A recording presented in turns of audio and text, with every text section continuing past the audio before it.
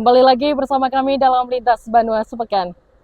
Pemirsa, Gubernur Kalimantan Selatan Haji Sabiri Noor memimpin secara langsung upacara penghormatan sekaligus ziarah dan tabur bunga di Makam Pahlawan Nasional Brigjen Haji Hasan Basri, kawasan Liang Anggang, Banjarbaru.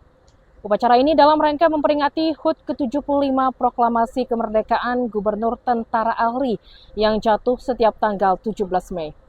Rangka memperingati Hari Ulang Tahun Proklamasi Pemerintahan Gubernur Tentara ALRI. Memperingati HUT ke-75 Proklamasi Gubernur Tentara ALRI Divisi 4 Pertahanan Kalimantan, pemerintah Provinsi Kalimantan Selatan melaksanakan upacara yang berlangsung di Monumen Divisi 4 ALRI kawasan Liang Anggang, Kota Banjarbaru, Rabu 15 Mei 2024. Upacara dipimpin langsung Gubernur Kalsel Haji Sabiri Noor atau Paman Birin, sekaligus ziarah dan tabur bunga di Makam Pahlawan Nasional Brigjen Haji Hasan Basri. Tampak hadir dalam upacara tersebut diantaranya Ketua DPRD Kalsel Supian Haka dan jajaran anggota Forkopimda Kalimantan Selatan, TNI Polri, Legion Veteran, para pelajar, organisasi kepemudaan, para komunitas pecinta sepeda ontel dan tamu undangan lainnya. Usai prosesi upacara dan tabur bunga yang diakhiri dengan pembacaan doa, Paman Birin langsung menyerahkan bingkisan dan tali asih kepada veteran dan penjaga makam.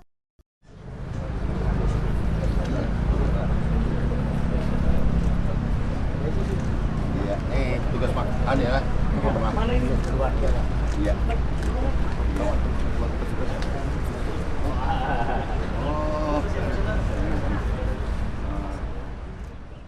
Diketahui sebelumnya HUT ke-75 Proklamasi Kemerdekaan Gubernur Tentara ALRI Divisi 4 Pertahanan Kalimantan ini ditandai dengan pelepasan sepeda ontel dari halaman Mahligai Pancasila menuju kawasan Liang Anggang atau Makam Pahlawan Nasional Brigjen TNI Hasan Basri. Sebagai bentuk penghargaan bagi 4 peserta ontel yang mencapai garis finish di kawasan Liang Anggang, mendapatkan hadiah umroh dari Paman Birin. Tim Liputan, Banjar TV. Kita ke informasi selanjutnya. Pemirsa, dalam rangka memperingati Hari Teater Sedunia, UPTD Taman Budaya Provinsi Kalimantan Selatan bekerja sama dengan Dewan Kesenian serta Forum Komunikasi Pekerja Seni Kampus secara resmi membuka kegiatan Aruh Teater Kalsel tahun 2024 yang akan berlangsung selama 7 hari di Banjarmasin.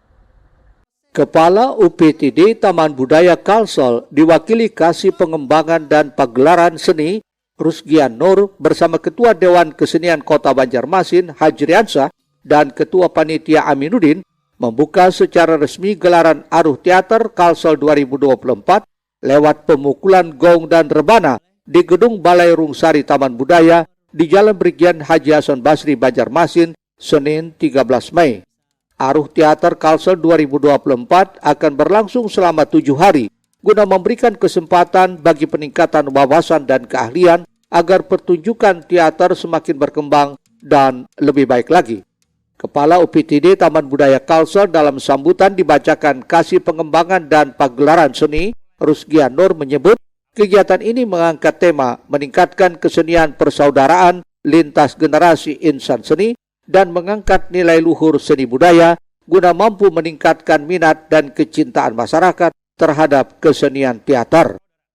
Sejauh yang saya ikuti, mungkin sejak tahun 90-an, Kalimantan Selatan ini atau Banjarmasin khususnya dengan Taman Budaya ini sudah melaksanakan banyak sekali kegiatan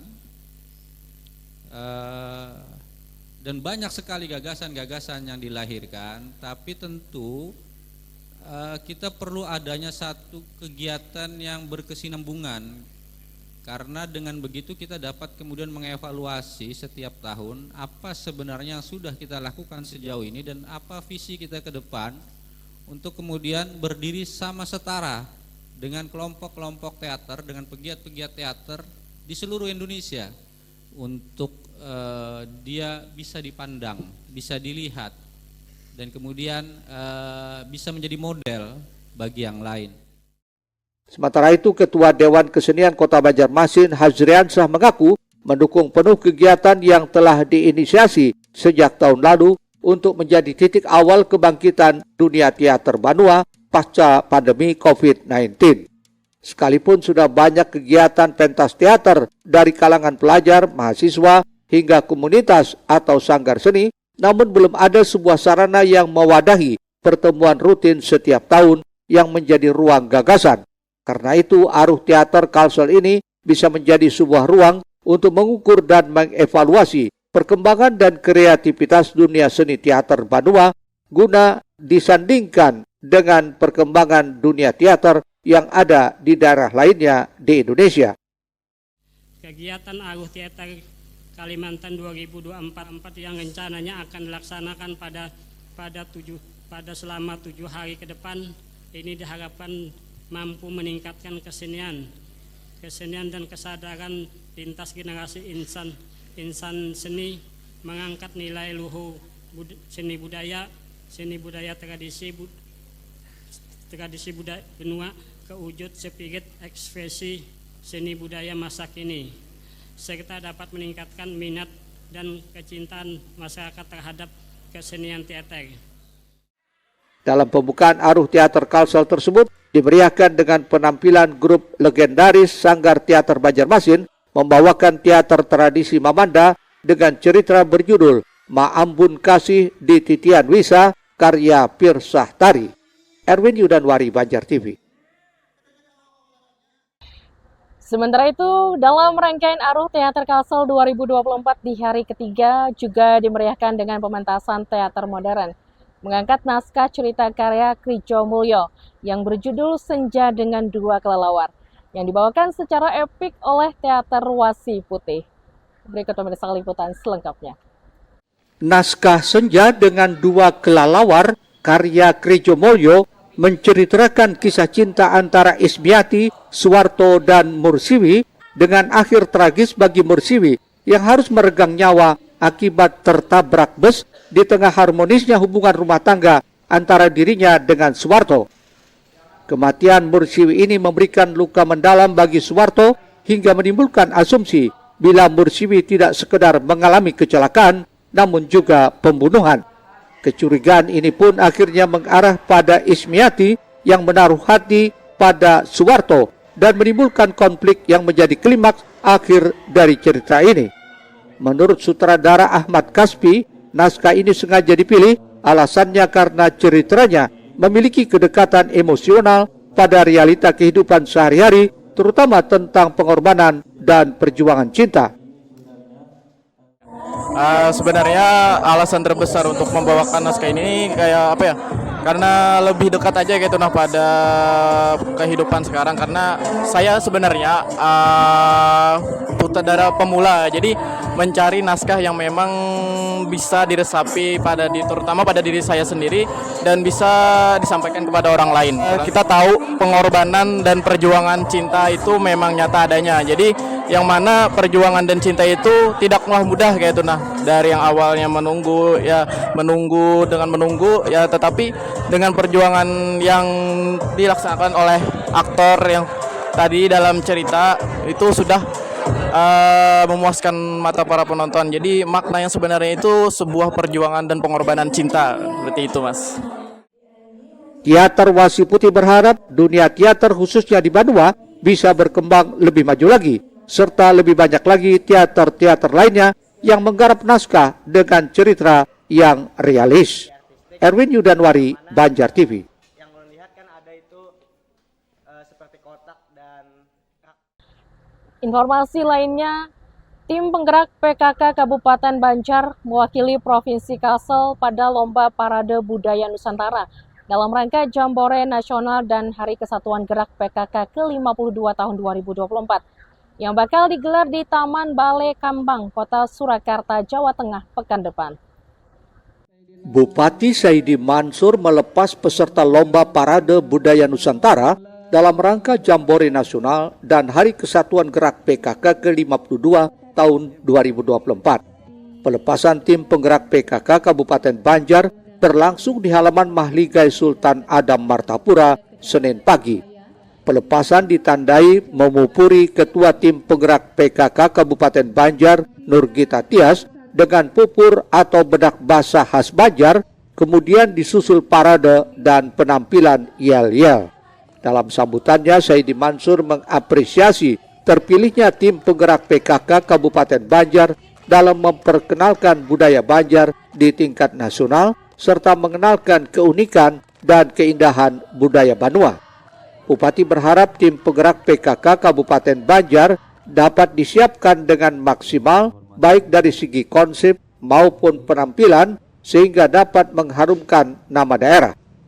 Kami sangat berharap bisa mengharumkan nama Kabupaten Banjar dan juga Provinsi Kalimantan Selatan di tingkat nasional, baik yang akan dibawa nantinya parade kostum yang tentu menggambarkan ciri khas warga Banjar yang mungkin kita lihat bersama, yaitu memakai tapi dan juga berpupur basah, dan ini menjadi tentu keanekaragaman bagi kita semua warga Indonesia, dan ini juga mudah-mudahan menjadi daya tarik tersendiri bagi penonton, bagi para peserta nanti yang ada kegiatan di Kota Solo.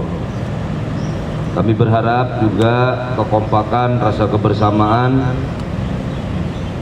terus dipegang mulai dari kita berangkat bahkan sampai berakhir.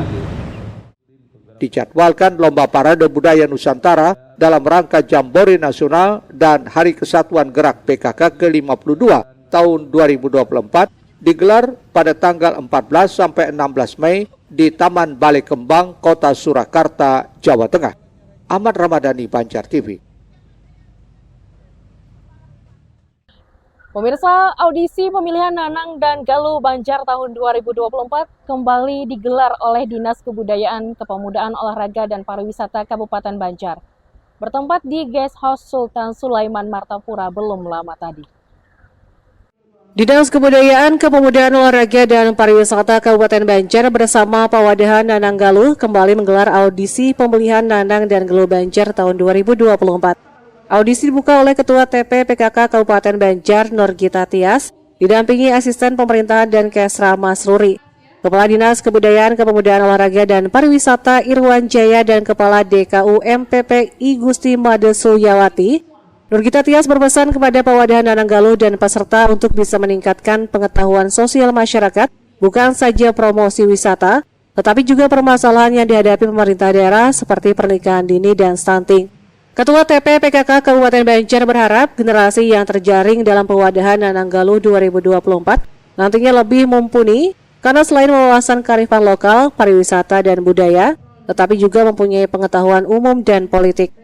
Mudah-mudahan bisa menjadi wakil Kabupaten Banjar di tingkat Kalimantan Selatan dan di tingkat nasional. Tadi saya ada membahas semua permasalahan daerah yang tentunya juga akan dihadapi oleh semua daerah ya.